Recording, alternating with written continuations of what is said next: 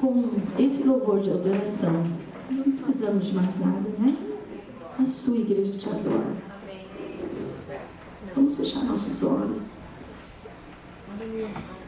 Senhor, nosso Deus, nosso Pai, me coloco em Tua presença, à Sua disposição, para que eu possa, Espírito Santo de Deus, passar aquilo que o Senhor colocou no meu coração durante esse ano, durante esses dias, que eu possa ser clara, Senhor, em passar a Sua mensagem para esse povo. Eu te agradeço por estar aqui, eu te agradeço pela minha vida, eu te agradeço pela minha família, pela minha igreja. E te louvo e te agradeço porque mesmo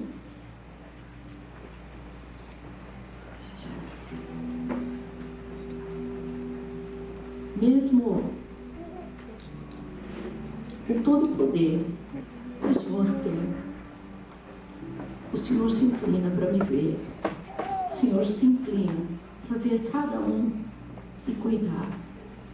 Muito obrigado, Senhor. Obrigado. Amém. A palavra que eu vou trazer hoje para vocês é algo que Deus começou a falar comigo no começo do ano, né? E em reuniões do conselho, Deus estava me chamando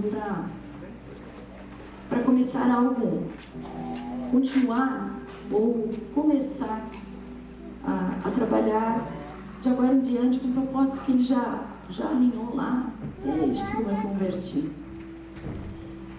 E uma palavra que Ele me trouxe foi a casa edificada sobre a rocha.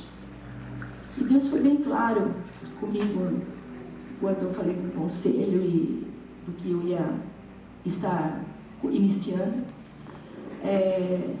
Deus, eu tenho uma empresa, eu tenho uma escola, e na escola Deus falou claramente comigo, falou: olha, a sua família é firmada na rocha, mas eu estou te levando agora, porque você tem mais de 100 funcionários, a edificar e a levar essas mulheres a serem edificadas na rocha, a conhecer o Jesus que você serve, ao Deus que você serve. E a partir daí, nós começamos, uma vez por mês, uma reunião de mulheres do Plenitude, no salão de festas lá do meu prédio, chamado Mulheres em Alta, nós colocamos. Nós tivemos 2 reuniões, começamos em março e abril, a de maio ainda não aconteceu, e essas 2 foram bênçãos. Foram todas? Não, mas foram muitas, e as que foram edificadas. E hoje, vendo uns rostinhos que eu convidei no grupo para que estivesse aqui, eu falo: ai, glória a Deus, vendo aqui muitos rostinhos de plenitude aqui. Eu louvo e glorifico a Deus pela vida de vocês, porque eu sei que Deus tem algo maravilhoso para fazer. E é isso que eu comecei a fazer: edificar minha equipe, mostrar para minha equipe como se edifica, como se aproxima de Deus. Amém? E eu quero ler com vocês em Mateus 7, 24 a 27, que diz assim, é o Sermão do Monte: todo aquele, pois, que ouve estas minhas palavras e as pratica, será comparado a um homem prudente que construiu a sua casa sobre a rocha. Caiu a chuva, transbordaram os rios, sopraram os ventos e bateram com força contra aquela casa. E ela não desabou, porque tinha sido construída sobre a rocha. E todo aquele que ouve estas minhas palavras e não as pratica, será comparado a um homem insensato, que construiu a sua casa sobre a areia. Caiu a chuva, transbordaram os rios, sopraram os ventos e bateram com força contra aquela casa, e ela desabou, sendo grande a sua ruína. Amém? Quando Jesus termina o sermão, o texto diz que as pessoas estavam maravilhadas. Jesus tinha um jeito muito especial de ensinar através de parábolas. Para quem é da área da educação, sabe que ensinar através de histórias é fenomenal, é maravilhoso. E Jesus, por muitas das vezes, ensinava através de histórias. E é algo que isso grava, né? Grava na mente, grava no coração. Muitas das nossas habilidades profissionais como pedagogas é justamente passar através de histórias, de dinâmicas, para que as pessoas possam estar entendendo, as crianças, né, consigam compreender o conteúdo. No caso de Jesus, para os pescadores, ele dizia que eles seriam pescadores de homens. Para as mulheres, ele falava sobre as dracmas perdidas, que equivaliam ao valor de um dia de trabalho braçal. Nesse caso, ele explicava que a alegria dos anjos, que havia alegria dos anjos de Deus por um pecador se arrepender. Então ele usava o grupo de pessoas naquelas condições para trabalhar aquilo que estava na realidade deles, né? Então, para os pescadores ele falava sobre pesca, né? Para as mulheres eles falavam coisas referentes à realidade deles naquele momento. No caso da casa na rocha, tinha a ver com os terrenos de Israel, que eram muito rochosos. Facilmente você cava 1 ou 2 metros e logo encontra uma rocha bem sólida. Então, quando você ia construir uma casa, tinha que cavar até achar rocha para depois colocar os alicerces da casa. Lembrando que essas casas eram feitas de pedras com barro usado como argamassa. Se elas estivessem firmes na rocha, qualquer abalo que tivesse, elas ficariam firmes, elas não cairiam. Acredito que para a construção civil eu não entendo. Gente, eu fui procurar até foto, figura, desenho, porque construção civil para mim, eu sou zero esquerda. É como se fosse uma sapata, né? Que é um tipo de fundação rasa, superficial, mas cujo objetivo ou função é receber o peso gerado pelos pilares ou paredes, evitando tremores. Eu creio que seja isso. Se você que é da construção civil não for isso, não fale agora, depois vocês me explicam, porque eu não entendo realmente, eu fui buscar essa informação. Não é minha área. O que Jesus ensinava nesse texto, nessa história, ele comparava, ou queria ensinar, né? Alguns preguiçosos, alguns homens preguiçosos.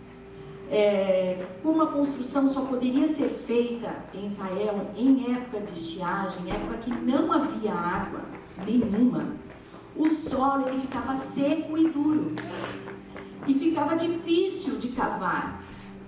E para facilitar esse trabalho, muitos deles não cavavam até a rocha. Por quê? O solo já está firme, o solo já está seco, já está forte, então não precisa cavar, porque devia ser difícil, né? E chegar até a rocha e construir uma casa sem o alicerce, né? Tudo isso acontecia por causa da preguiça de um homem que preferia o caminho mais fácil, né? Quantas vezes na nossa vida a gente prefere o caminho mais fácil e tenta fazer certas coisas para ser rápido, né? Nessa parábola ele mostra uma coisa: os discípulos que ouvem a palavra e praticam, e os discípulos que ouvem a palavra, mas não a praticam. Não basta nós virmos, estarmos aqui de sábado na igreja, irmos no PG, nos nossos encontros semanais, irmos em conferência, fazer o meu grupo Mulheres em Alta, se a nossa casa não estiver edificada sobre a rocha, se nós não seguirmos ou não praticarmos aquilo que aprendemos. Porque uma coisa é certa, sobre ambas as casas vão vir tempestades. Todos nós passamos por problemas. A diferença em praticar é que você estará mais preparado para se manter firme diante destes problemas. Se você estiver na rocha, não quer dizer que você não vai passar por tempestade, que você não vai ter dificuldade, que você não vai ter problema. Nós vamos ter. A palavra de Deus diz, né, que nós teremos aflições, mas crer que Ele venceu o mundo e nós vamos vencer também, junto com Ele. A diferença é que nós temos alguém que está nos apoiando, que está nos pegando no colo, que está nos dando a mão, que não nos larga. Hoje, eu quero falar com você que está passando por problemas. E também com você que diz que está na melhor fase da sua vida. Como eu me considero, na melhor fase da minha vida. Mas nem por isso eu deixo de ter problemas. Posso estar na melhor fase da minha vida, mas nem por isso eu deixo de ter problemas. Certo? Concordam comigo? Quero trazer uma palavra de fortalecimento para o seu sofrimento neste período, uma palavra de conforto e consolo. Mesmo que hoje você possa não perceber, a sua vida está nas mãos de Deus. Por isso, você não pode se acomodar diante dos problemas e situações do dia a dia. Você precisa estar preparado para uma mudança, para um novo tempo em sua vida. Que você, assim, que você não venha se habituar com os problemas, com as circunstâncias da sua vida.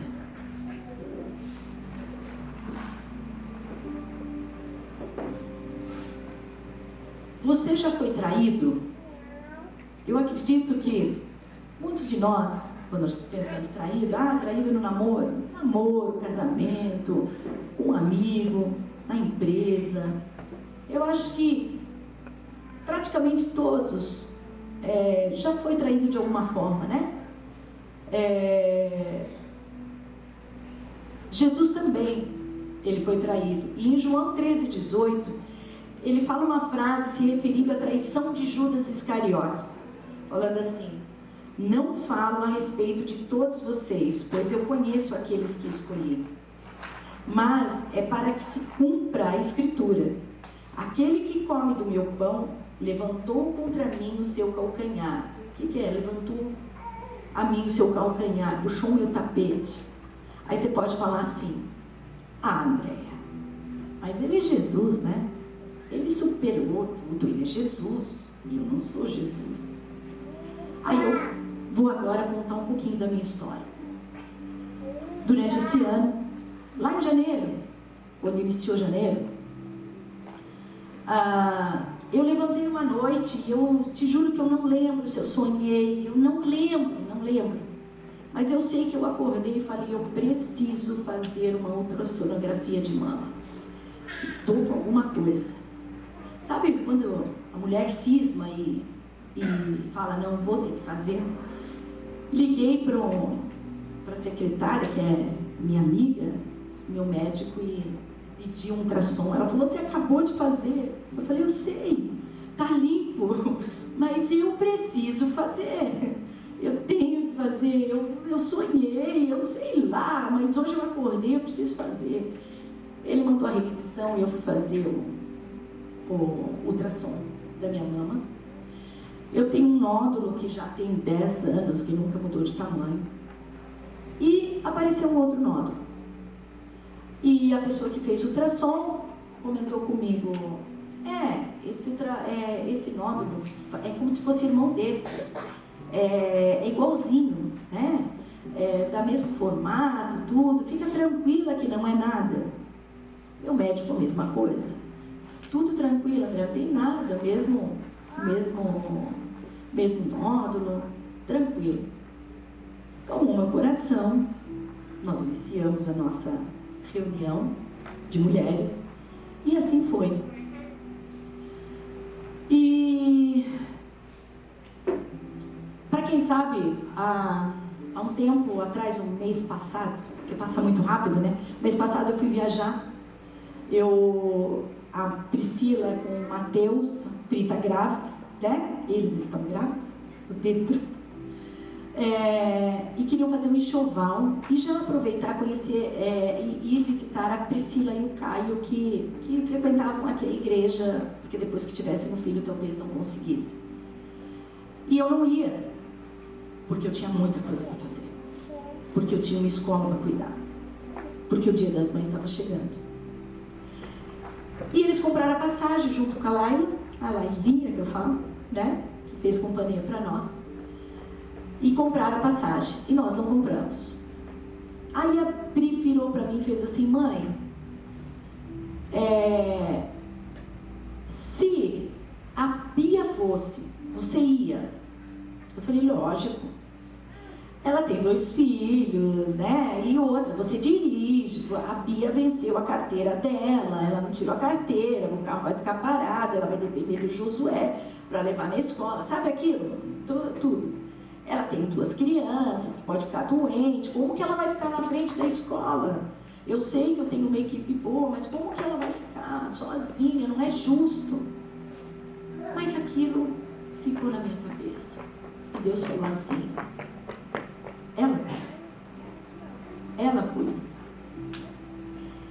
E o meu marido chegou e falou: último dia para você decidir. Se você falar não, amanhã não tem mais como voltar. Eu vou.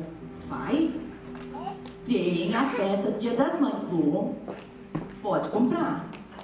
Eu sei que a gente enrolou que não conseguia comprar passagem. O Matheus e a Priscila correram lá para casa.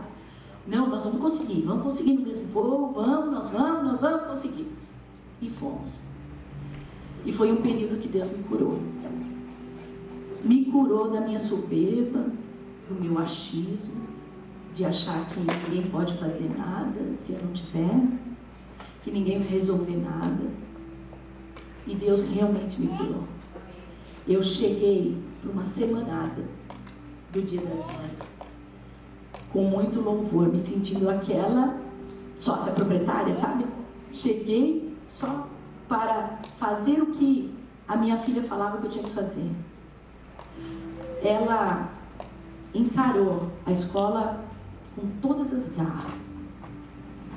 E quando eu cheguei, vi tudo organizado, sem nenhum problema, presente comprado, semana toda organizada. Eu fiquei envergonhada comigo. Falei: glória a Deus. Porque eu fiquei as 2 semanas aproveitando. Ela não me trouxe um problema. Porque se eu sabia de alguma coisa, eu acabava atrapalhando de lá. Como ela falava: mãe, você não se meteu até agora. Teve uma que você se meteu, atrapalhou tudo.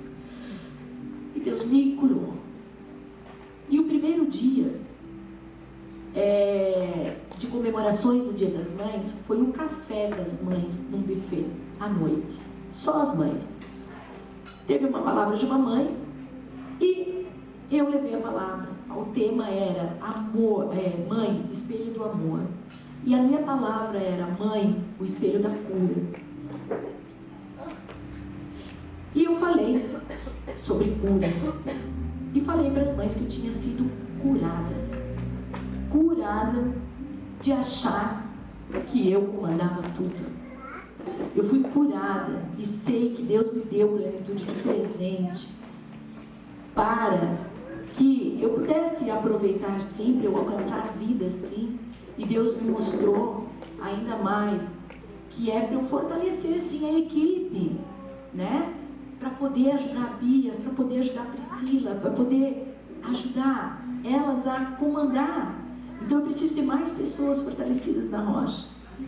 Não só minha família. Amém? Cheguei meia-noite e pouco do café. Quando eu fui me trocar,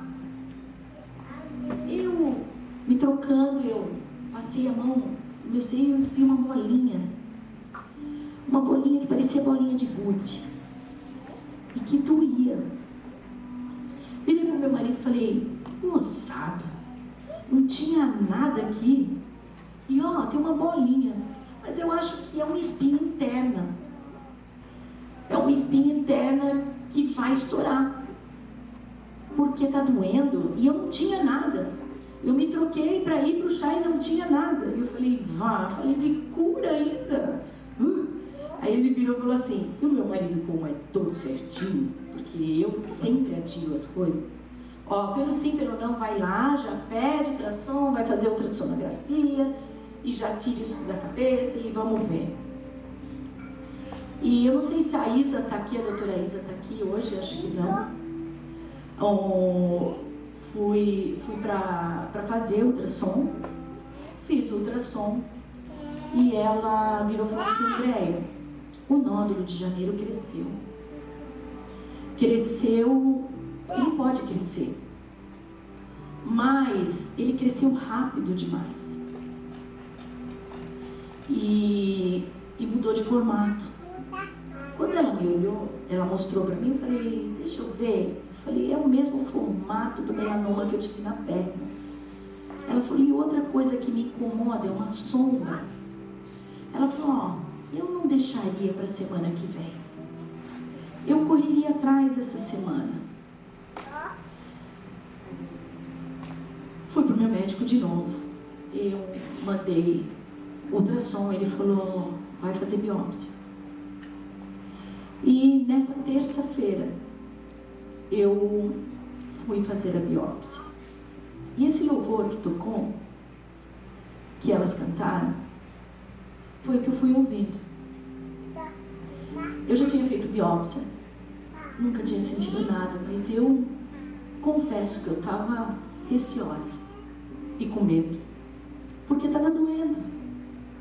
Na primeira não doía, mas nessa doía.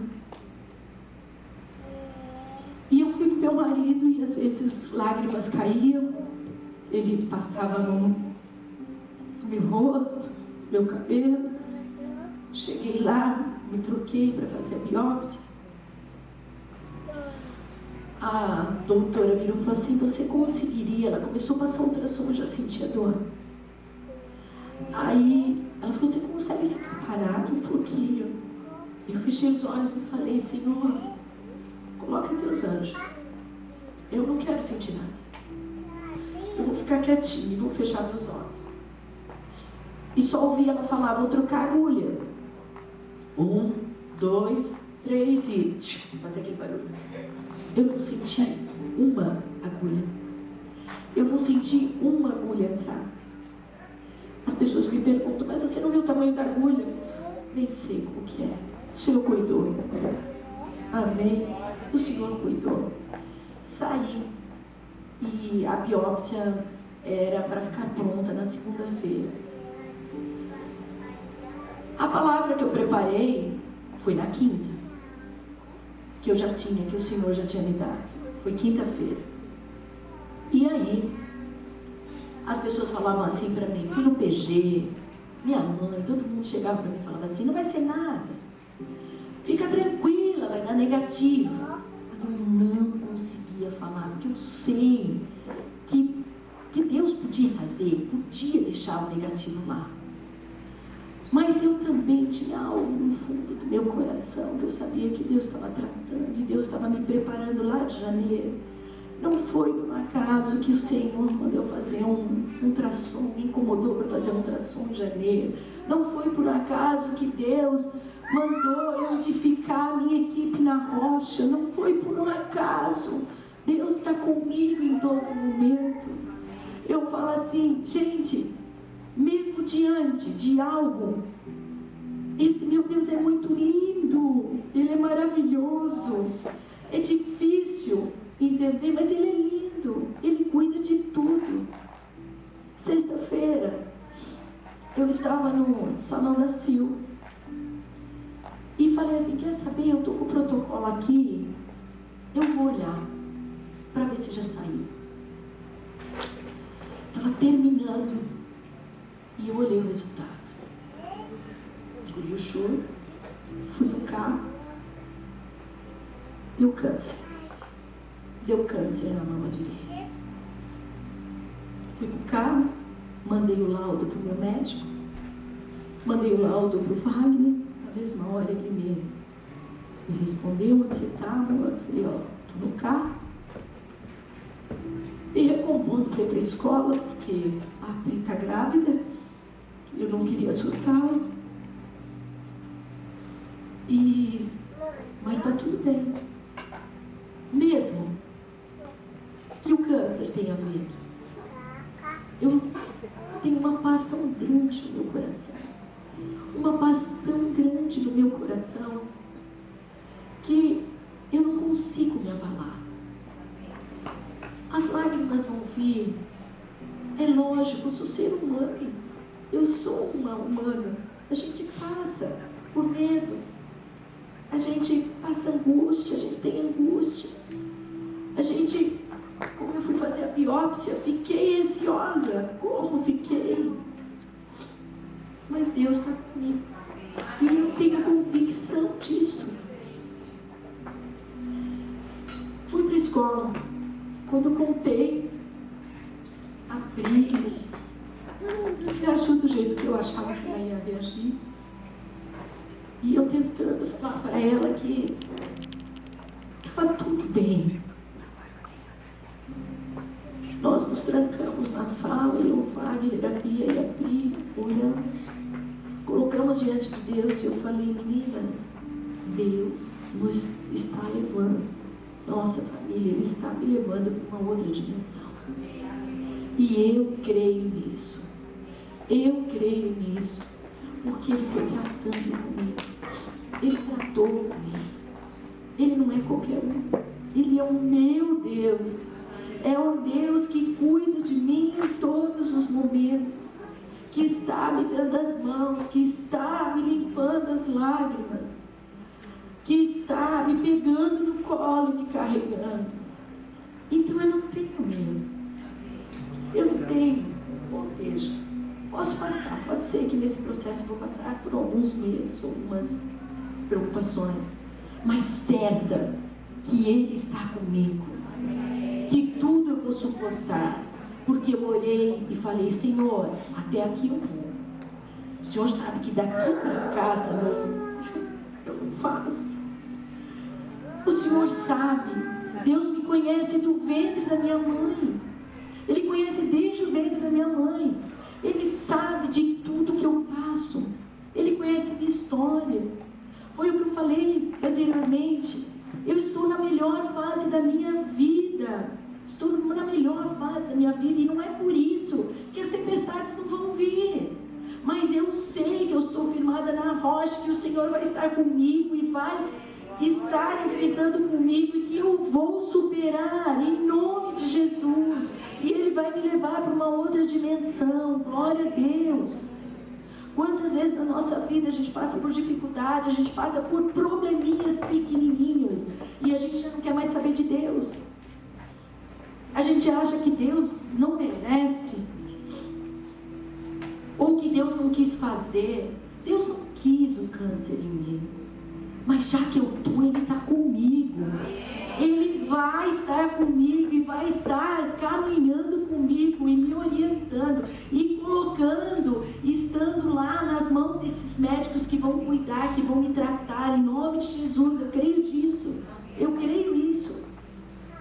Então, essa paz que excede todo entendimento é o que eu tenho sentido. Essa tarde, até eu dormir, gente. Eu sempre, quando eu venho trazer a palavra, eu fico muito nervosa. E eu fico estudando, fico repassando. Eu repassei uma vez e dormi. Eu descansei essa noite. O Wagner, nós oramos, ele falou, amor, vamos orar. Eu tive uma noite abençoada de sono, em paz. Saibam de algumas coisas. Deus não queria isso. mas Ele sabe como trabalhar isso em nossas vidas. Ninguém poderá tirar as mãos de Deus. Em Romanos 8:28 diz assim: sabemos que todas as coisas cooperam para o bem daqueles que amam a Deus, daqueles que são chamados segundo o seu propósito. Em João 10:27-28 diz o seguinte: as minhas ovelhas ouvem a minha voz, e eu as conheço, e elas me seguem. Eu lhes dou a vida eterna, jamais perecerão, e ninguém as arrebatará da minha mão. Amém? O sofrimento é temporário. Que possamos entender e sentir as mãos de Deus em nossa vida. Deixa Deus nos moldar. Como aquela canção, como eu falei, que eu gosto. Vaso de barro. Quem conhece essa canção? Eu não sei cantar, mas vocês podem me ajudar. Tá? O louvor não treinou essa, mas vocês podem.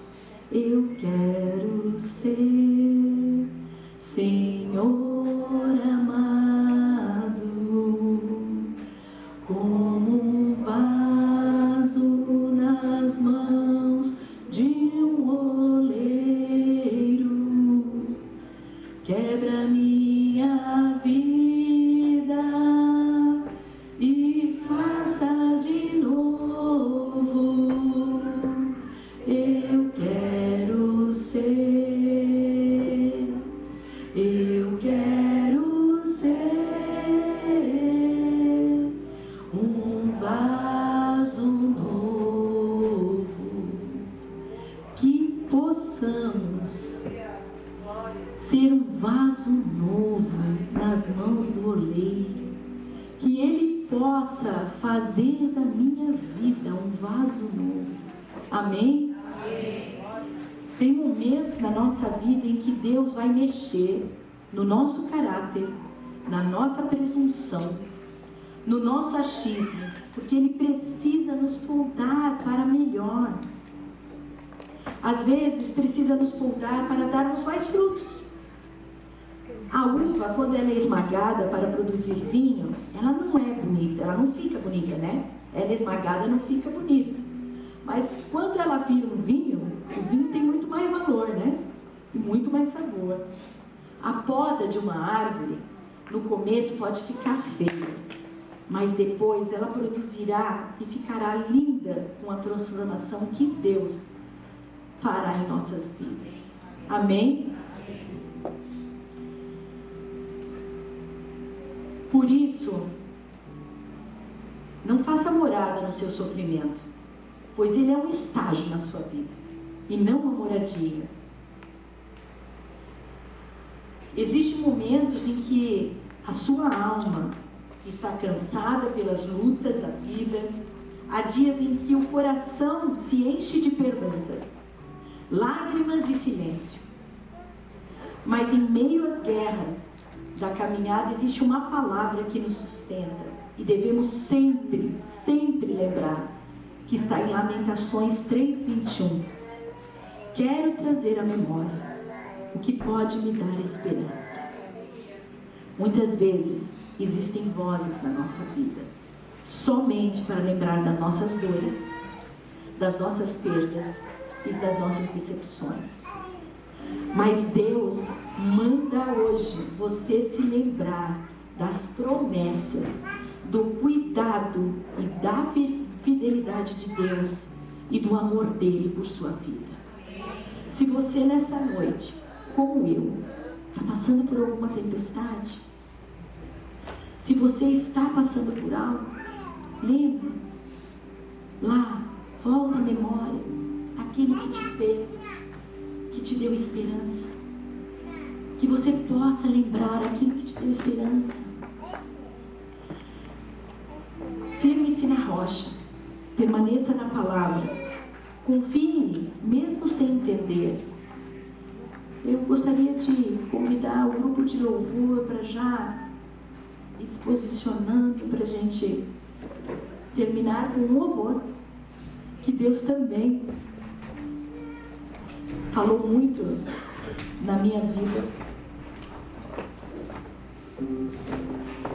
Porque o nosso Deus, Ele começa a boa obra. Ele é fiel para completá-la. E quando a tempestade passar, muitos olharão para mim, para você, e dirão: Deus o sustentou, por isso permaneceu em pé. Eu já digo: até aqui o Senhor me ajudou.